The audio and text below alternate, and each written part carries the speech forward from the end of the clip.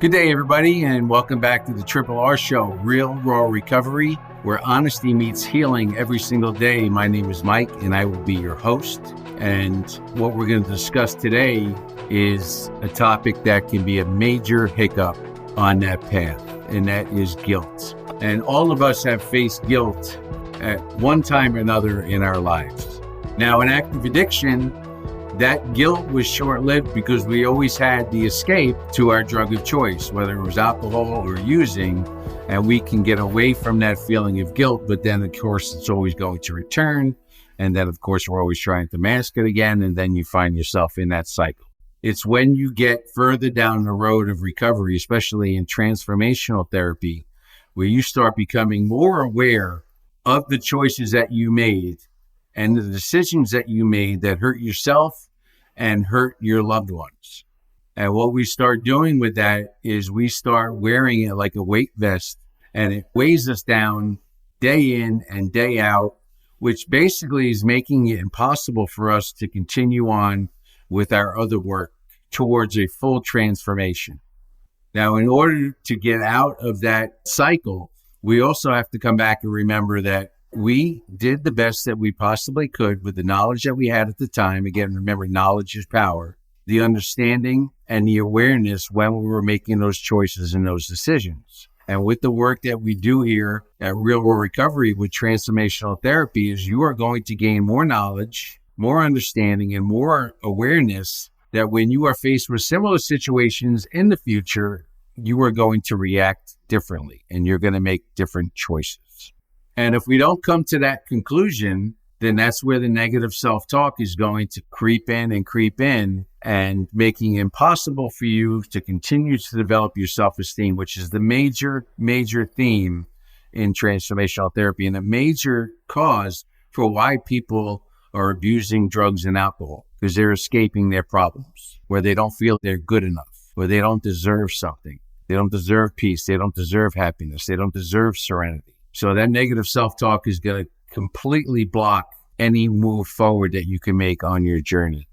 Now, through that process of doing that, we have to be compassionate with ourselves and have empathy in the process, knowing that we did do the best that we possibly could at that time.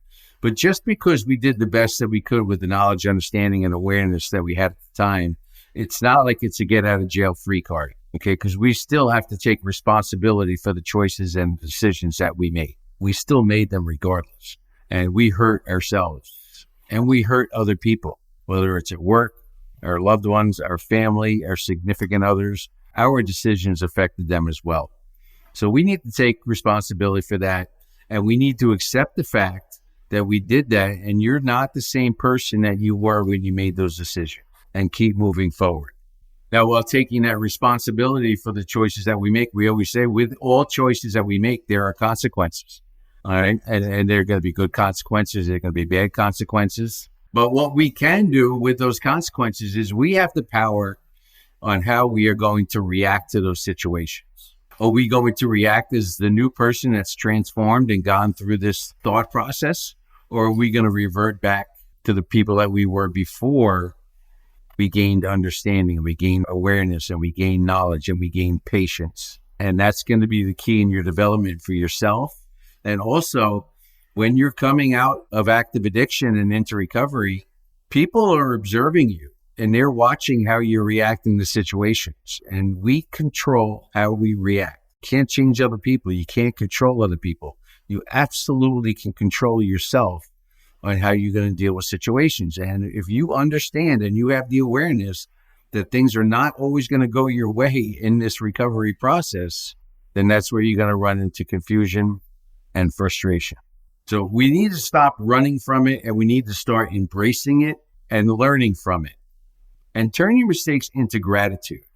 And where you are now as compared to where you were when you were making those mistakes. So if those mistakes weren't made and you didn't go down that path, then maybe you didn't gain the knowledge and you didn't gain the power that you've always had, because we always have the power. We just have given it away at times. So maybe with those events occurring has enabled you to grow in your development as a person and develop in your recovery process. Because as we said here, with diligent work with Real World Recovery and Transformational Therapy, the triggers aren't going to be there. The cravings are not going to be there. Once you build your self-esteem up enough where you love yourself and you believe that you are perfect, whole, and complete, and you tell yourself that in the mirror, and I know it sounds foreign to some people, still it may sound foreign to you, but it absolutely works, and you will not have issues when it comes to that.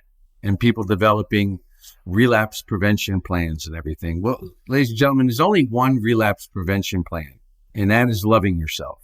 If you love yourself, you will continue to make the right choices that are good for you. And like we said last week, that are good for you physically, that are good for you psychologically, and that are good for you spiritually.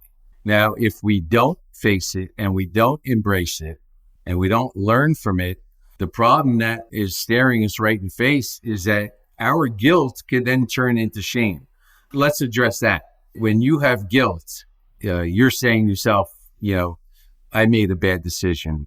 I shouldn't have done that. I shouldn't have said that. And if you keep harping on it and harping on it and beating yourself up over it, it's then going to turn into shame. And when your guilt turns into shame, then you come to believe that fundamentally you are a bad person as opposed to a good person that made a mistake. And the only way that changes from guilt to shame is by you continually living that over and over and over again. You are giving your mistakes oxygen. You need to cut that supply off immediately, learn from it, and take flight from there to continue becoming the best version of you that you can possibly be. And that should be all of our goals every single day. Today, I'm going to be the best person I could possibly be. And if you do that, then your recovery will be very strong and you'll have a great foundation moving forward. And once that turns into shame, then the self-talk just goes right down the drain. It is heading down a rabbit hole. And that negative self-talk becomes toxic. And then you start hating yourself. We're talking about loving yourself and self-esteem. You start degrading yourself and beating yourself up. That is where a change has to occur. And it starts with empathy towards yourself. It starts with compassion towards yourself. And again, it starts with getting in front of the mirror. That is the most important tool that we have here. And it's the simplest tool that we have because we all have mirrors. And even if you're running short in the morning, you can find a couple of minutes, or even on the way to work. If I'm at a light, I have my rearview mirror. Continually throughout the day, reinforce your affirmations. Because it took us a long time to get that negative self-image and poor self-esteem. For years, we've told ourselves negative things that we've done in our life and guilty feelings that we've had. So be patient. It's not going to happen overnight. I know we live in a McDonald's world where everything is up front and we're ordering it before we even get into the store, or we're ordering from Amazon, but we need it the next day, even though we don't really even need the product. But we want everything. We want instant gratification. Be patient with this process. Depending on how much work you put into it, it won't take forever. And once you get it, you won't stop doing the work because the results will be through the roof. You will see it literally and figuratively. You'll feel it, and then you'll see it in the mirror. And every single person that you come into contact is going to see it as well. They will see the change from the choices that you're making in your life. So we're going down the road of transformational therapy and we're feeling great about ourselves and everything's going in the right direction as we're talking about other people outside of us, the external world. So all of a sudden we start having expectations towards other people on how they're going to react to us. And it's okay to have expectations as long as they are realistic. And we have to take into account the people that we hurt along the way. And maybe they are not at the point where you are right now in terms of healing from those choices that you made. Yes, you heal from it because carrying that weight will not allow your journey to continue. So you had to release it. You have to release it. But we have to understand that they also are still healing. And if it's something that's important to you, then you will lower your expectations and allow them to catch up in their healing process. Now, with those expectations, you have to be careful that you don't compromise your values. So you can lower your expectations, but don't lower them to a point where all of a sudden you're not practicing the principles that we teach here at Real World Recovery and through transformational therapy. So that's a fine line there that you will have to navigate depending on individual situations. But as long as you continue to be the best person that you could possibly be every day through self-esteem and personal responsibility, and everything is going to be going right down the road. Because today, I no longer live in guilt. I live in wisdom. So I have taken those mistakes and I have embraced them and I have learned from them. And I know that I will not make the same choices that I've made in the past. And that has empowered me. And I have so much gratitude for the mistakes that I have made and what I have learned and didn't run from. So ladies and gentlemen, don't run from those mistakes. Don't wear them like a weight vest, and sit back and reflect on them and learn. And when you do that, that's when you'll put your wings on. You'll start flying and you'll never look back. We talked about not getting a free pass just because we didn't have the knowledge, understanding, and awareness.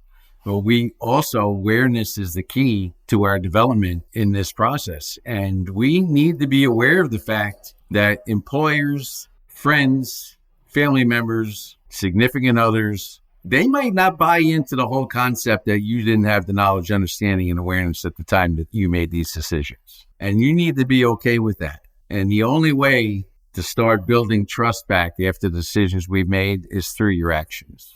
We said it earlier on in our podcast, that recovery is a verb. It's an action. And the results are going to come from the way you act and the way you behave. And the way you act and the way you behave is going to be directly tied to the work that you put in towards that program.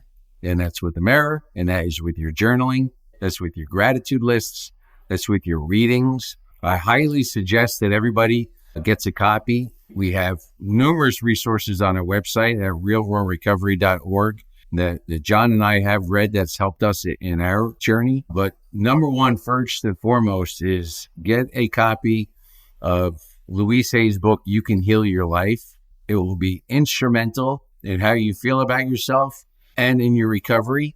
Now, it wasn't necessarily written for people that were abusing drugs and alcohol or had a problem with it, because anyone in any facet of society can benefit from the work that we're talking about here, because other people hide in different areas. We just happen to hide into use. But other people hide their low self-esteem and their negative self-belief that they have in themselves in other areas. So it's a great read about responsibility, choice, and power, and personal responsibility in your recovery and your development as a human being. Again, that's Louise Hay's book, You Can Heal Your Life. And we have a ton of resources. So please continue to visit our website at realworldrecovery.org and look under the resources section. Again, it's always nice to be here with all of you. Continue to follow us at real_raw_recovery, and continue to follow us at our website at realworldrecovery.org and our podcast. And we look forward to seeing you next time. Have a great day. Peace.